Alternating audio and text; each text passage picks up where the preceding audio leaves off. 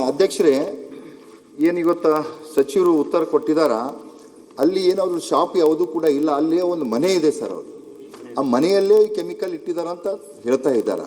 ಆದರೆ ಆ ಕೆಮಿಕಲ್ಲು ಮನೆಯಲ್ಲಿಟ್ಟು ಕೆಲಸ ಮಾಡ್ಬೋದಿತ್ತು, ಆದರೆ ಹೊರಗಡೆ ಇಟ್ಟು ಆ ಕೆಲಸ ಮಾಡ್ತಾ ಇದ್ದಾರೆ. ಆದರೆ ಇವತ್ತು ಏನು ಬೆಳಗ್ಗೆ 8:30 ಆಗಿದೆ ಮನೆ ಅಧ್ಯಕ್ಷರೇ, ಅಲ್ಲಿ ಸುಮಾರು 100 ನಮ್ಮ ವಿದ್ಯಾರ್ಥಿಗಳು ಬೆಳಗ್ಗೆ ಅಲ್ಲೇ ಬಸ್ ಬರ್ತದ, ಬಸ್ ಅಲ್ಲೇ ಇರಬೇಕು. ಈ ಒಂದು ಬ್ಲಾಸ್ಟ್ನಲ್ಲಿ ಕೂಡ 4 ವಿದ್ಯಾರ್ಥಿಗಳು, ಸಣ್ಣ ಮಕ್ಕಳು, ಅದು ಗಾಯಗಳಾಗಿದೆ.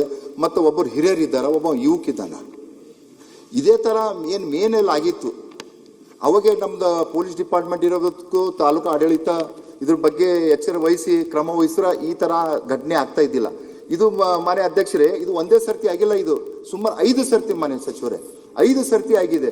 ಇದೇನು ಮೊನ್ನೆ 31/1/2026 ಆಗ್ತು. ಅದ್ರ ಡೇ ಬಿಫೋರ್ 2 ದಿವಸದಲ್ಲೇ ಶಬ್ದ ಆಗಿ ಅವು ಕೂಡ ತಹಸೀಲ್ದಾರ್ ಅವರು ಮತ್ತು PSI ಅವರು ಜಾಗಕ್ಕೆ ಹೋಗಿ ಪರಿಶೀಲನೆ ಮಾಡ್ಕೊಂಡು ಬಂದಿದ್ದಾರೆ. ಅವಾಗ ಒಳ್ಳೆ ಪರಿಶೀಲನೆ ಮಾಡಿದ್ರೆ ಈ ಥರ ಒಂದು ಘಟನೆ ಆಗ್ತಾ ಇದ್ದಿಲ್ಲ. ಎಲ್ಲೋ ಇಲ್ಲಿ ನಮ್ದು ತಾಲೂಕು ಆಡಳಿತ ಇರ್ಬೋದು, ಪೊಲೀಸ್ ಡಿಪಾರ್ಟ್ಮೆಂಟ್ ಇರ್ಬೇಕು, ಇದ್ರ ಬಗ್ಗೆ ಚೆನ್ನಾಗಿ ತನಿಖೆ ಮಾಡಿಲ್ಲ ಸರ್.